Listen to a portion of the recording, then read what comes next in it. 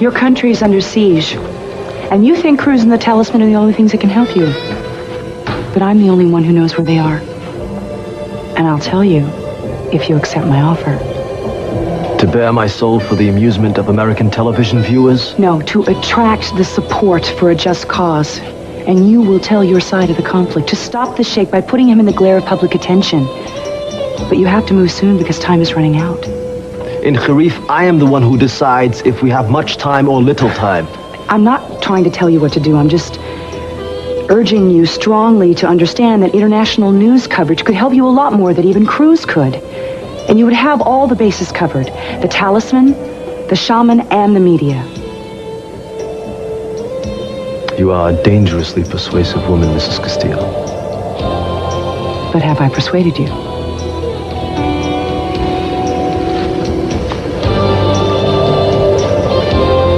I can't help recalling that the last time I was allowed to be persuaded by you, I ended up with a large and painful lump on my head.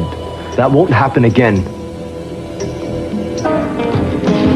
You have my word that I won't hit you again, as long as you let me keep talking. Your tongue may be your most dangerous weapon. You know, you may not realize it yet, but I am your greatest ally. In Harifan, we have a saying, beware the hero who arrives tooting his own horn. I translate freely. I'm not a hero. No, you would be called a heroine, which is a word that is not used in our language.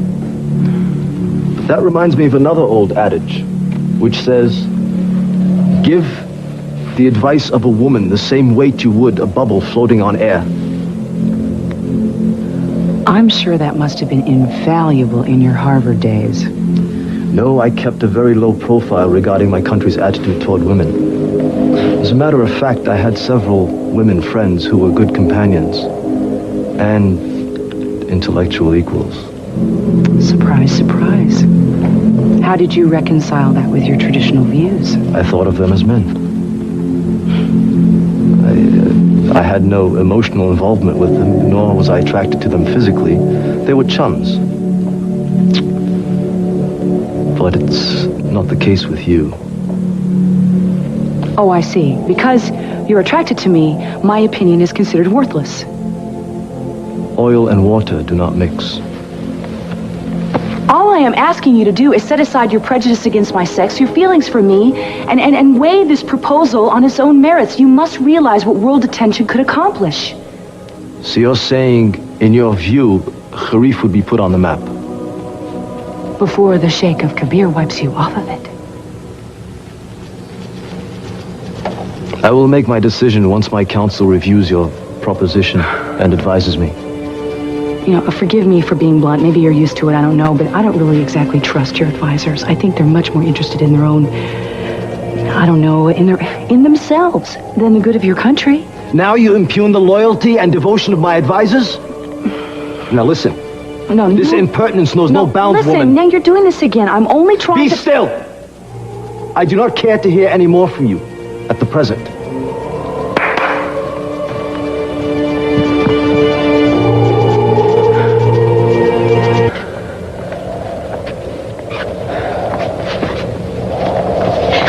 Did you find out anything? No, I couldn't get close enough to the tent where the council meets. Great. I only know they're still in there. I could hear them shouting.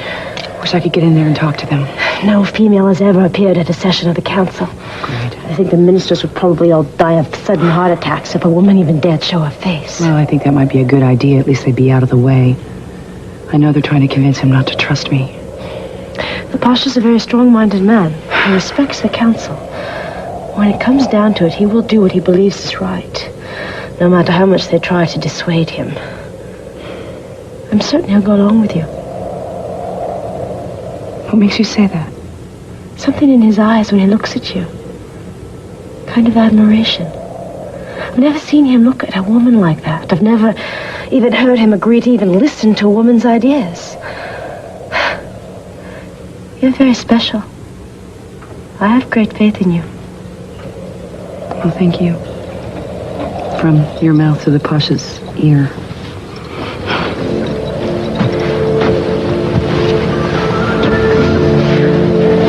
The council unanimously opposes your suggestions. I felt they would. But I feel there might be a certain benefit to your presenting your own case, as it were.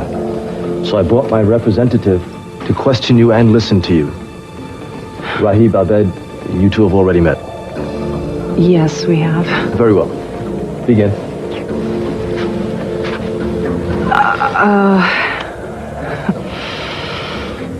I'm not really proud of this, but the fact is that many people in my country, many people in the world have never heard of Karif or Kabir.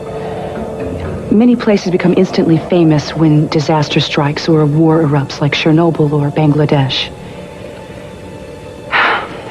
You see, Karif is about to become a household word.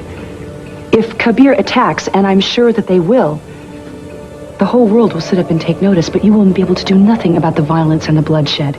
My plan for putting the Pasha on American television and interviewing him is simply to let the nations of the world realize this impending chaos and crisis. Pardon my interruption, but until this war happens, news of our small country will hardly create an international ripple, let alone furor.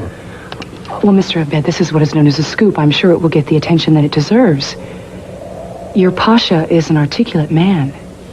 He is a noble leader who's trying to push his country into a modern world.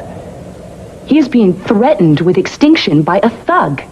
There will be enormous indignation and sympathy for the Pasha and your country. There always is for the underdog. Yes, well, I'm afraid that indignation and sympathy will not deter the Sheikh of Kabir. For boycotts might, and international sanctions.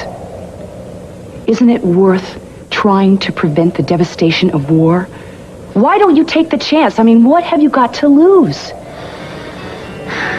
Coming as you do from a country deprived of tradition and culture, you know nothing of our sacred ways. I have heard what the woman has to say, and I stand by my original belief. This scheme of hers must be dismissed. Effendi, you and I have known each other most of our lives. Grown up together, spent our student years together, and always you have valued my opinions. And I will tell you now, this woman sets a dangerous trap for you.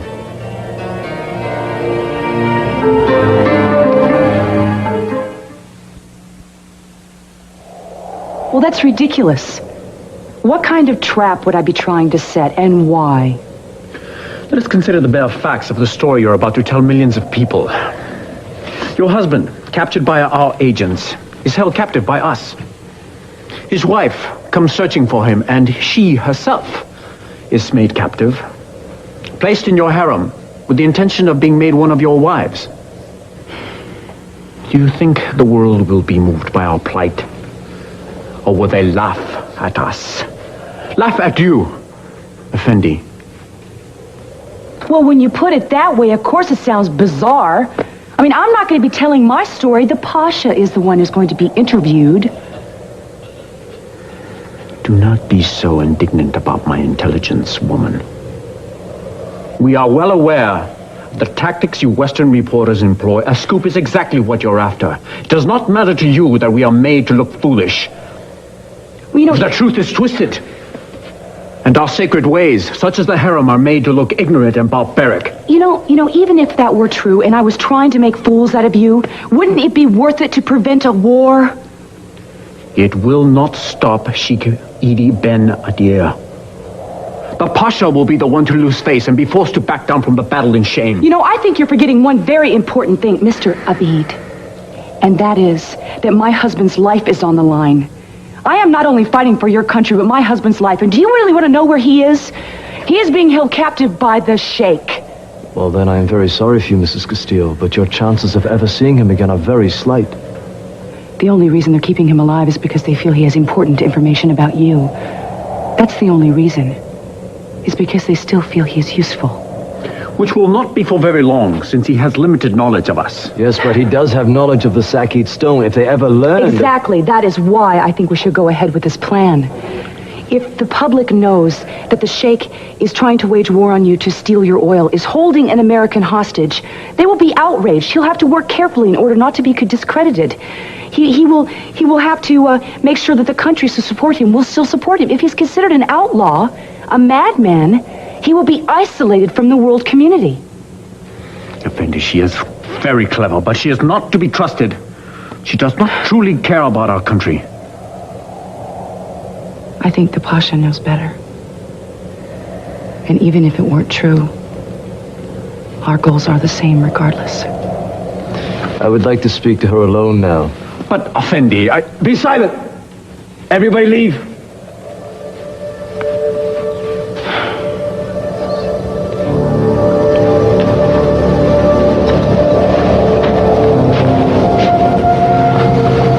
You were magnificent.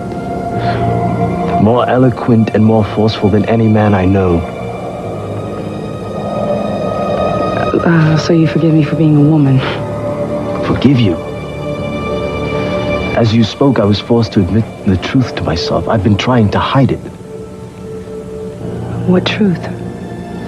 The reason I've been so drawn to you from the first moment I met you is because you remind me of someone else. You don't look like her, but it's as if her spirit has entered your body and shines out through your eyes. Who is she? She's the only woman I ever loved. Her name was Josiane. She was abducted and killed by the Sheikh of Kabir.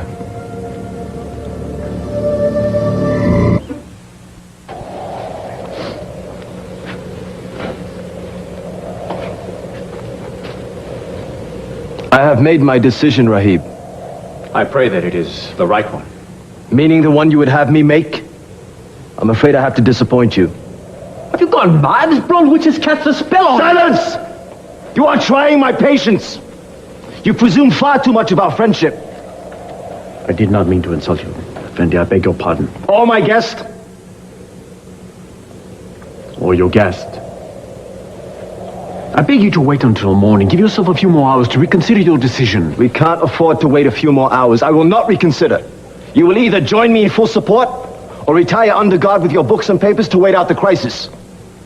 Of course, I will join you, Master. What do you want us to do first?